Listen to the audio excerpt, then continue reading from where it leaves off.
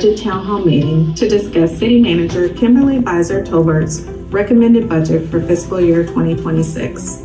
My name is Jeanette Whedon. I serve as the Director of Budget and Management Services, and I am honored to share the budget with you today. Resident feedback and engagement play a vital role in determining budget priorities. As part of our budget development process, we engage residents, and we will continue to seek your input through public hearings and budget town hall meetings such as this one. The budget for the City of Dallas is more than a list of revenues and expenses. It is an expression of the priorities and values of our community. The total recommended budget for fiscal year 26 is balanced and totals $5.2 billion, investing in priority programs and people. The operating budget is composed of 4 different types of funds. The general fund totals $1.97 billion and pays for police, fire, parks, code enforcement, as well as many other services. The general fund is supported by property tax, sales tax, franchise fees, and other general government revenues. The city operates 7 different enterprise funds that each operate as a separate business, and the fees paid by the customers fully support each business. Revenues collected for these services are restricted for use only by the fund providing the service. The enterprise funds include aviation, planning and development, the convention center, sanitation, stormwater, water utilities, and municipal radio. Debt service reflects the part of the city's budget where we pay the debt for our general obligation capital improvements. Debt service is paid by property tax. The final portion of the operating budget includes additional resources such as federal and state grants awarded for specific programs. These funds are typically restricted to their intended purpose. Other than the operating budget, the second primary category is the capital budget, which includes our long-term capital investments. This part of the budget totals $952.7 million and includes street improvements, facility renovation, pipeline replacement, and other long-term capital improvement projects. Property tax is the largest source of revenue in the general fund. It is important to remember that only a portion of your property taxes are paid to the city. Most of your property tax bill goes to the school district, county, hospital district, and community college. Your tax bill is determined by the value of your property as set by the appraisal district, exemptions approved by the City Council, and the tax rate set by the City Council. For the 10th year in a row, the City Manager's recommended budget lowers the property tax rate by ½ cent from 70.47 cents to 69.97 cents per 100 of valuation. Our second largest source of general fund revenue is sales tax. In Dallas, the sales tax rate is 8.25%, with 6.25% going to the state, 1% going to DART, and 1% going to support the City of Dallas. As mentioned, several city services operate like a business, covering all expenses through fees charged to their customers. In fiscal year 26, the typical residential customer will see increases in water, sanitation, and stormwater. Water customers will see a 6.7% increase, or $4.88 per month for the typical residential customer, but your actual cost will depend on how much water you use. Sanitation customers will see a 0.9% increase, or 36 cents per month. Stormwater customers will see a 5.5% increase, or approximately 56 cents per month. The $3 per month environmental cleanup fee remains unchanged. These increases help maintain strong service levels and enable the city to continue delivering quality drinking water, trash collections, and other essential services. Our biennial budget is organized around 7 pillars of our foundational structure, grounded in our core values and guided by 3 principles: connect, collaborate, and communicate. This slide shows each of the foundational structure areas of the total recommended budget for fiscal year 2026. The amounts represented on this slide include all city funds, both operating funds and capital funds, both the general fund and enterprise funds. As you can see, the largest investments in fiscal year 26 are made in sustainable and safe. Over the next few slides, I will highlight major investments aligned within our foundational pillars. A complete list of these investments can be found in the budget and brief available at this town hall meeting. Let's start with SAFE. Our top priority is public safety. This budget funds the hiring of 350 new police recruits, retention of experienced officers, a goal of ending fiscal year 26 with 3,424 sworn officers, all supported by competitive pay under the Meet and Confer Agreement. It also provides funding for the Dallas Police and Fire Pension System as approved by City Council on September 11, 2024. This budget realigns the Marshal's Office and ensures readiness to protect teams, visitors, and residents during the 2026 FIFA World Cup matches. In Vibrant, we are creating opportunities and impact across housing, social services, arts and culture, parks, the environment, and libraries. The new Department of Housing and Community Empowerment will combine human services and neighborhood programs to better serve residents in need. We will strengthen homelessness prevention partnerships, launch the Housing Pathways Framework, resume city operation and maintenance of Fair Park, and advance the comprehensive environmental and climate action plan across city departments in collaboration with community partners. We are building on growing. We aim to drive an inclusive economy through targeted growth. We will begin transforming the Convention Center District under the Kay Bailey Hutchison Convention Center Master Plan. Streamline real estate and housing development into the Office of Economic Development, invest in strategic partnerships, update the Historic Preservation Plan, expand proactive land use planning via our authorized hearings, and simplify rules with zoning reform. In Livable, this budget supports animal cruelty response and invests in spay-neuter programs, vaccination, and microchipping to enhance public safety and compliance. Code enforcement will be strengthened with AI-powered cameras and an expanded nighttime entertainment strike team. Additionally, sanitation's route safety initiative will continue, shifting select alley services to curbside collection paired with public education efforts. In sustainable, we will invest $162 million to improve and maintain 750 lane miles, implement Vision Zero safety projects, and begin the first phase of the 2025 bike plan. We will continue the rollout of the $1.25 billion bond program, finalize the design of the Dallas Police Department Law Enforcement Training Center, upgrade water resources and services through the Elm Fort Water and Central Wastewater projects, and launch the Love Field Expansion Airport program to enhance the terminal and improve passenger safety. In fiscally sound, as mentioned, the city manager is proposing a reduction of a half cent in the tax rate from 70.47 cents to 69.97 cents per 100 evaluation, marking the 10th consecutive year of property tax relief. This budget also increases the over 65 disabled exemption to $175,000, raises the minimum wage to $21.50 per hour, maintains merit pay, introduces a new task pay program for critical roles, and saves $12 million in employee health benefit costs through proactive strategies, all without reducing quality. Within core, this budget will enhance citywide communication, strengthen preventative maintenance, and support long-term asset management by investing in a real estate master plan and facility condition assessment. We will also modernize procurement with AI tools, improve vendor tracking, and invest in advanced cybersecurity to increase IT resilience. So what's next? Budget town hall meetings will continue through August 28th. City Council will consider budget amendments and adopt the budget on first reading on September 3rd, with final adoption on September 17th. Implementation of the budget begins on October 1, and that's when the real work starts.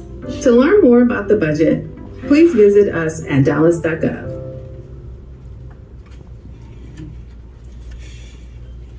All right, thank you.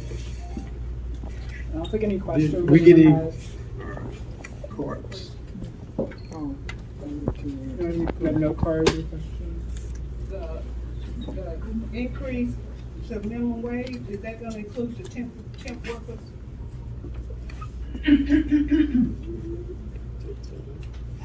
I believe that does have, in the budget, I believe that is a part of the budget to increase the minimum wage for everyone. That was a part of the city manager's recommended budget, but to make sure, I'll make sure Ms. Ruth to get you that answer. Will there be an increase in ARPA funding in the budget?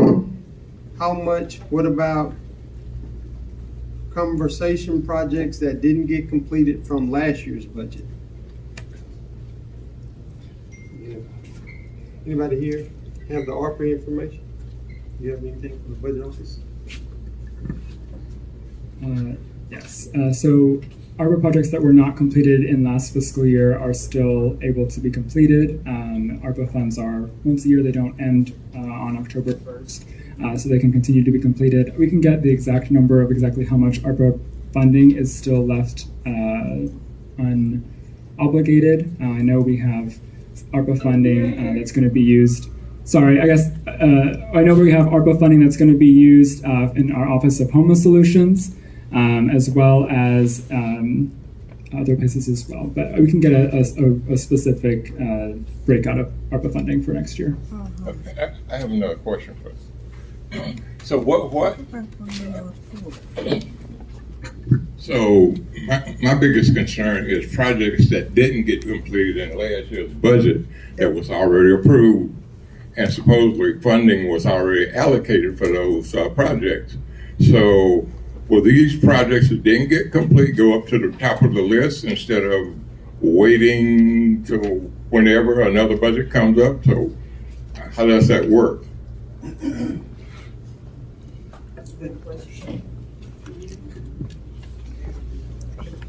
Okay. I know as they look at the funding, those projects that weren't finished or that were supposed to be finished, we're taking a hard look at those to make sure that they are outlined with funding. If they had funding with them already, then those are probably slated somewhere to be finished, but they're going through the process to make sure that the procurement of whatever is supposed to be done or the construction work, just depends on what type of project it is. I have a question about that too. Hold on one second. Here. Yes, ma'am. Because that's just not details enough for me. Is anything being done for Sand Branch? Sand Branch is a county location, not a city or District 8 location. That question would need to go to County Commissioner for him to address that. Okay, did everyone hear that answer?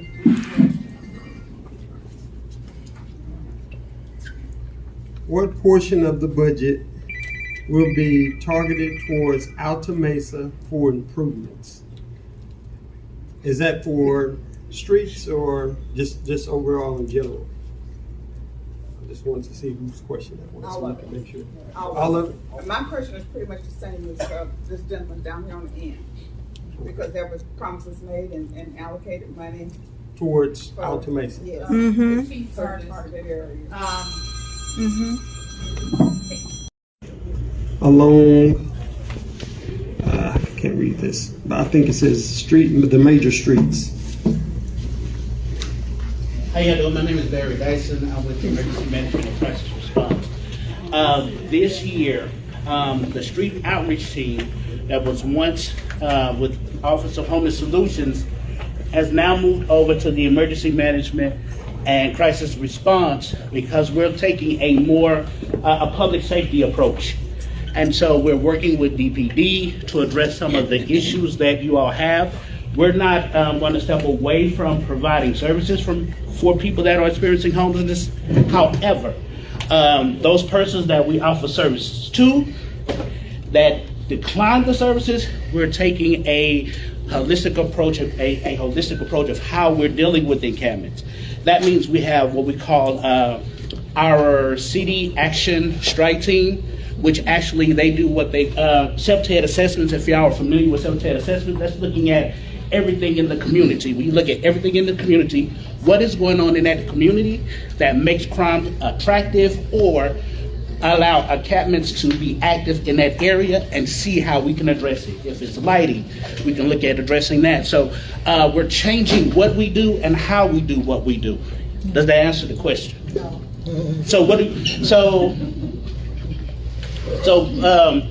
In other words, when someone experiencing homelessness, it's not us going over anymore saying, hey, do you want services?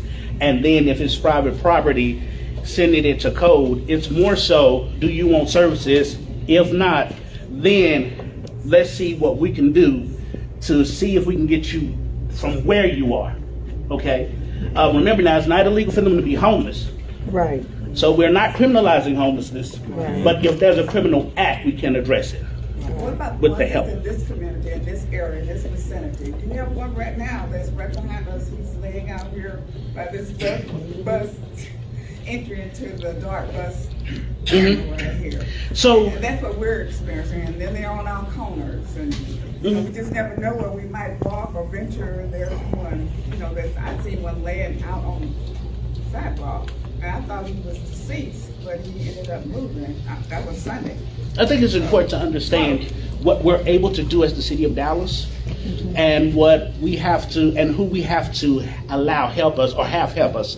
Perfect example, if they're on DART property, we have to have a conversation with DART as well.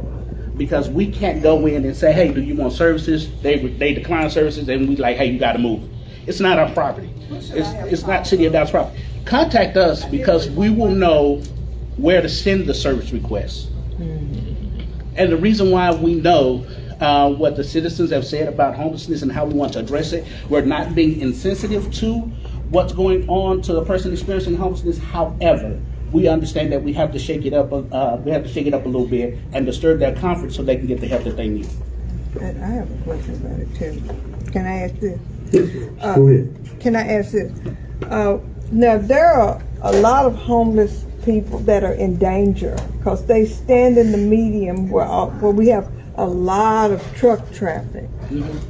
And I don't know, sometimes they have their carts and all of that right in the medium, and we're talking, if they're gonna get hurt, is there nothing that we can do? So, that's a good question. So we just joined, like I said, we joined the Office of Emergency Management and Crisis Response, which we have what we call the Right Care Team that's associated with that. Right. And there are times where we might have to get the Right Care Team to come out if that person is a danger to themselves. And they will have to do an assessment with the police officer and a paramedic and a social service worker to actually address those needs. So it's us working with them to try to get the help that they need. Okay. So do we call 911 if we see an incident like this? No, she's not correct. I can't hear you. If the individual is in the roadway and they refuse to get off the roadway, you can issue a citation for pedestrian in the roadway. They don't have the situation. They don't throw that in the trash. Okay. Well, that's meaning. Once again, yes, they can throw it in the trash, but the thing is, if they continue to do it, that will turn into a war. So we do know that they can throw it in the trash. However, once again, if they're a danger to themselves, we can get Right Care involved in the situation. They can come in and do an assessment, and they can take it from there. One of the things we really just got to understand that we can't criminalize homelessness, but we have to look at the act, and the act will determine how we move. Okay. All right. And I just don't want them to get hurt. No, ma'am, we don't want you to engage. No, I don't want them to get hurt. Okay, you want to know the question and answer? The original question is what we're doing about, I guess, homelessness in the roadway or something. Was that it? Yes, that was the original question. All right. That's enough for me? All right. All right. This has been a question for you, Oro. Is anyone here with traffic engineering or the department that represents the department? Chief, they can't hear you. Can you? Is anyone here with traffic engineering or the department that represents that department? Yes, that's me. All right, can you all hear me? Okay, good. So I am with Transportation Enterprise. Any questions, please let me know. Okay, I'll talk with you afterwards. Yes, ma'am. Thank you. I have a question about, well, I got 2 or 3 questions. My name is Renee Robertson. I'm the Environmental Commissioner for District 8. And as far as the right team, whenever we have had incidences in the community where you have to call, I'll call 911. I guess it gets routed to South Central, but no one is ever available. Is there funding? I mean, is that team funded or they are? Yeah, we have. Where are they? We have a team in each area of the city. They're busy. I can they're imagine. very busy. Unfortunately, as we get more and more calls for service, we're having to look at our capacity for that. They may have to come from another district, which will be further away to answer a call like that. But we do have teams spread out all over the city. Okay, so And can I add this? I want to add what we've done is actually we've added a dispatch unit with a clinician to actually assist with that as well, because we know that that's an issue, and that's something that we put online with is it MetroCare that we have online right now. It's something that we just started. Also, we're looking at with our crisis intervention team, we have what we call the Medic One team. Those are some of the things that we're going to actually put online as well to help with that. And the Medic One, that is a crisis intervention person as well as a DFR person to assist. So we have some more things online and that's coming to address some of those issues. And one other thing that I want to also share is when you call 911 now, we're adding a third component that's going to be fire, police, or mental health. And so they'll be able to kind of help you with those calls a lot sooner and a lot faster. Okay. Oh, that's great. okay, with the mental health part, Yes, ma'am. what I want to see how I want to word this. We called, from the church that I was at. We called because it was truly the lady had mental illness, and she was questioned by the mental health part of it. They wanted to know, how did she know the woman had mental illness? So you don't necessarily know, but I mean, if you're looking kind of strange and all that, you don't have to be a clinician to diagnose that. So when they asked her questions like that, they said, you need police or you need mental health? And she said, we need both. And they didn't, so we need to know the language to use when we call the mental health one, because they're questioning us in such a way that people feel like, they're trying to get out of it. Right. And that's not necessarily true, but that's the way people feel. Yes, ma'am. Thank you for your question. So the first thing is, if they're not a danger to themselves, it's not necessarily going to bring right care. If they're not a danger to themselves or others, that will not trigger right care. But that's why we have a crisis intervention team. And so with that new help desk that we have to address situations like that, which is something that is new. It actually went online this year. It will be able to assist with things like that. But once again, if they're not a danger to themselves or others, it will not trigger right care. Okay, and I don't want to take a meet with that. I can talk to you later. Sure. The other question, one of on the PowerPoint, it mentioned CCAP. Does everybody here know what CCAP is? Okay. CCAP is your environment, your air quality, your water quality, batch plants that are next to your house causing all kind of health problems. So I was trying to see if there's funding, not just mentioning CCAP, but funding for that department that helps monitor and do those things. because the air, you all may not know this, but the air quality here south is not good a lot of times, and I'm sure you know that though. But we have repeat admissions with asthma and other things that are not going on in other districts because of some of the things that have been placed here. So I'd like to see some money being, because every time I turn around, that department's being cut. Sustainability is being cut. So there needs to be some money for that. And then the last thing, the libraries. Okay, I'm big on education for kids. So we need to really have funding to redo our libraries or make sure there is infrastructure here where there's Wi-Fi. There's still some streets here where the signals are poor. And I didn't know if any money was for technology.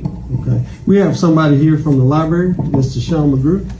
Sean, you want to tell you?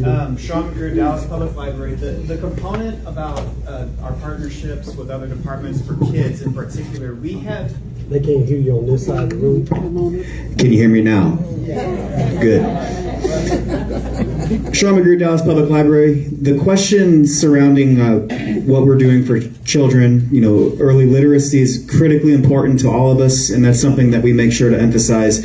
One of the cool things that we did this summer was we had a number of partnerships we did with the Parks and Rec Department where we also had summer camp, and we made sure to have hosted kids all throughout the summer, and they were with us all day long. We had all sorts of fun programming and other things that we did to encourage that. We also have the Mayor's Smart Summer program that encourages children to read, and also adults can get involved with that as well to be able to be rewarded for reading and encouraging literacy. There's a number of other investments that we're doing in regards to technology. We're always working to make sure that we have strong Wi-Fi signals at our branch locations. We did unfortunately have to discontinue our hotspot program. That was a cut that we had to make. Unfortunately, we just weren't able to make the appropriate dent. We're working to do more in different ways to be able to help out with that, but I hope that answers your question specific to technology. We also have OEQ. I was going to have OEQ. Okay, I'll be quick. The other thing, those are great programs, but I just meant the actual maintenance of the library. So that library, Highland Hills and other, that's the only library around here that does not get closed. If that were to close, just looking at when you make decisions to close certain community centers, looking at defunding them, that's actually hurting the community. Yes, ma'am. Thank you for your feedback. Ms. you want to talk a little bit about CCAP? I know that was a question. It was a question about CCAP. Thank you for mentioning the CCAP. So I would like to invite all of you. You can visit the DallasClimateAction.org and you will see the plan there. Just generally speaking, the plan has 9 goals, right? Bottom line is to improve the entire city. 2 particular programs that I want to mention is on air. There are neighborhood air monitors. Here in District A, we have 3. 2 in the area of Floater Farm, and 1 by the Tommy Allen Rec Center. And if you go online, if you go to DallasClimateAction.com, you will be able to see that program about the neighborhood air monitors. You will be able to see the monitors live, with the data live. There is another program I would like to mention. We have a Whole Home Dallas initiative, and you can go to wholehomedallas.com, and in there you will see information from Dallas County and Encore regarding weatherization, in addition to some other nonprofits that we help provide the information to all our residents. So bottom line, please visit Dallas Climate Action, and wholehomedallas.com. Thank you. Thank you. Next question goes back to traffic. What is the status of replacing old and faulty traffic lights? The one on Cliff Creek Crossing in Camp Wisdom is broken. Also in the Alta Mesa area. Okay, can everyone hear me? All right. So we have currently on Camp Wisdom, we have a corridor study from Cockrell Hill to US 35, IH 35. And as part of that corridor study, we will be installing 3 new traffic signals, actually 5 new traffic signals, as well as upgrade a few traffic signals. Right now in District 8, we have, as far as traffic signals are concerned, 13 new traffic signals are either under design or construction right now, as well as 10 older ones that will be replaced. So I can provide you that list, and these are current projects that are underway. So we have a very robust program in Transportation and Public Works to upgrade our older signals as well as install new ones where they meet the federal criteria for installation. Like I said, District 8 has quite a few signals that are underway right now. And citywide, we have about 250 traffic signals either under design or construction, and we have another 100 more in the pipeline. So we have a very robust program, but if you have any particular signal that you want us to give you, to look at, just use our 311 system and we'll go and take a look at it. All right, thank you. There's a sign up for development off of Lancaster at the crossway of Plaza in Wheatland. What exactly does that development involve? Do we have anybody here from Eco Development or Planning and Development? It's I'll read it one more time. There's a sign up for development off of Lancaster at the crossway of Plaza in Wheatland. And they were wanting to know, do you know what exactly that development is? I'm Basvi Pilar with the Office of Economic Development. I will take the location and I will get back to you. I do not know top of my head to provide the details. Development services, do you? Same here, development, planning and development. I'm not familiar with that particular development, but if you can give me the location, I can look into that. He knows. Hello? Yeah. Hi, everyone. My name is Greg Franklin, and I serve District 8 as the City Planning Commissioner. If you get with me later, I know there's a development that is a little bit more west of Wheatland and Plaza, where they have a zoning application to change this home into a disability center for veterans. So that may be it that you're referring to, but if there's a new sign out there today, let me know, and I'll go by there and check and get back. They're talking about the huge one where the R. Hartness building down there. That's what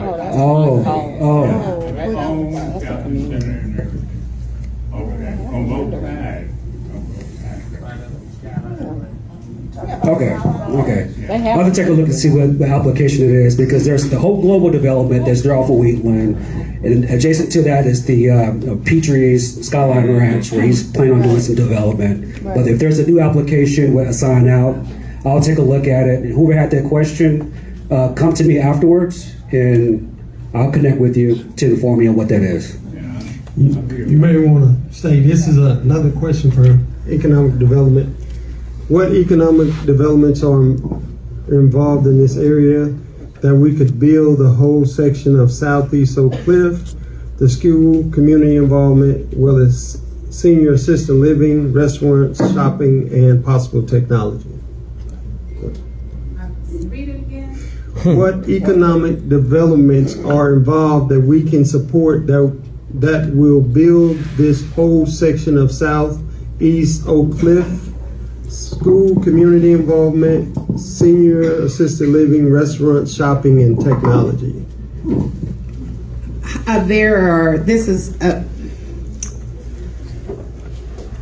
There's a lot that's being developed in District 8. We have the University Hill corridor that is under development. There has been conversation I have had with developers before it gets to Commissioner Franklin as to what developers want to build and what we want to have them build. I can tell you, and I'll tell you in front of staff, I am not encouraging a lot of tax abated property because we need everyone to pay their fair share. But yes, there are developments that are looking to do office, retail, housing, whether it be single family homes. There's on the agenda tomorrow a development that will do exactly that. It will bring in on University Hills. It will bring in, and it'll set the standard and the pace for University Hills because it will bring in retail on the front, townhomes behind that, and single family homes right off the pond. So that's the first and it has a unique style of development that is coming. But we also have development that is being done right there with Hope Global, which has 100 acres of land. So that has not been all developed out or designed out. I don't have any development requests for schools. I don't have any development requests for senior housing, but it does not mean it's not coming. That would be me.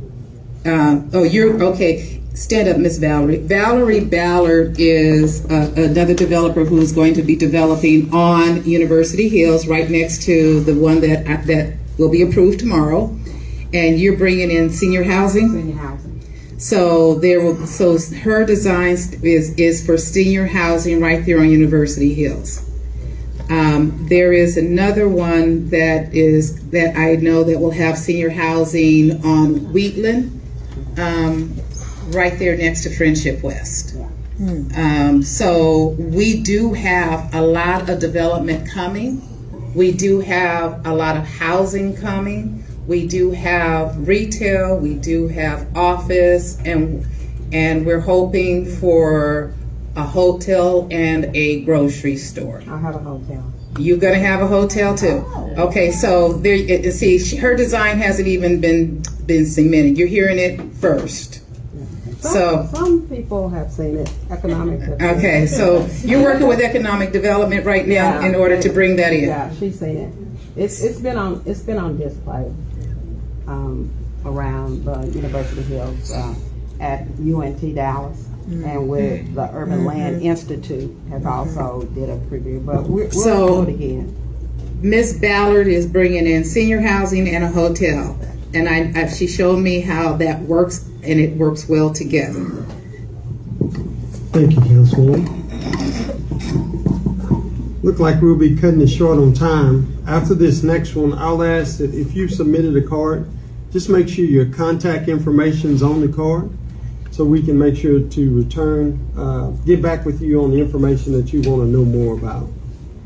All right, I'm a resident of Highland Hills for 30 years, and the community Rave Grove in the 30 Texas College and Tioga have become dangerous and hazardous crossing to the J.J. Lemon Park. My concern with speeding traffic, how do we get speed bumps and a trash can at the bus stop? Speed humps. We probably want speed humps.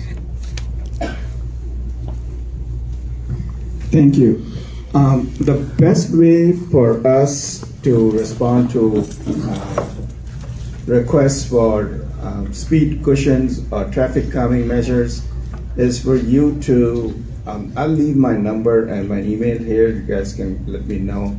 But the best way for you to do it is use our 311 system and put in a request for traffic calming, because what that does is it automatically assigns the appropriate person to look into your request, because we get 105,000 service requests every year in just transportation and public works.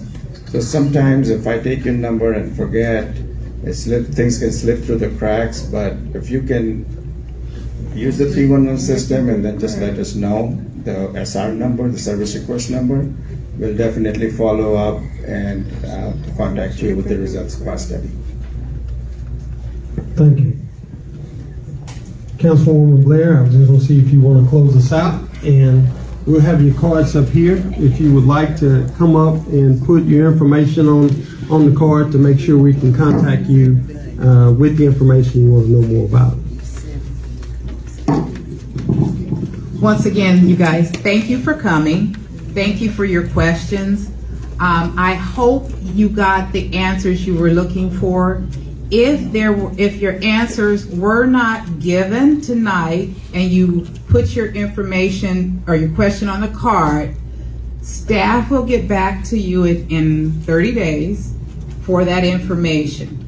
If you have not gotten your question answered in that time, please let me know, and I will help follow up to make sure that your answers are given.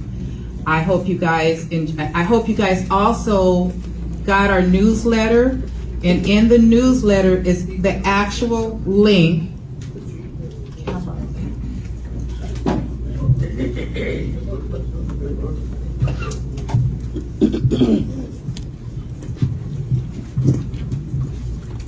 I sent the link to this book. This book is where all the money is. This is where they're telling us how the money is going to be spent. If you've gotten our newsletter, the link is in the newsletter. You have until the 17th of September when we are supposed to adopt the budget. If you have questions, and I really, really encourage you guys to have questions, because it takes more than one eye to see where the money is. It takes more than one eye to see how the money is being spent. I encourage you to read it, to look at it, to know where the money is being spent and how it's being allocated. If you have questions, send them to my office. We will get the answers for you. Yes, ma'am. What is the link? I did not receive your newsletter, and I do live in your area. Mr. Yaboa right there is going to get your information, and he will make sure that you get that information, if not tonight, tomorrow. Thank you. Anybody else? Oh, yes, and no, I have the link to the actual book. Is it okay? Is that in the QR code as well? Okay, great. So you can access the QR code right there. You get the newsletter, and we'll send you the actual link if you want. Okay? Okay. This is my midnight reading. You guys have a good evening. Thank you. Thank you.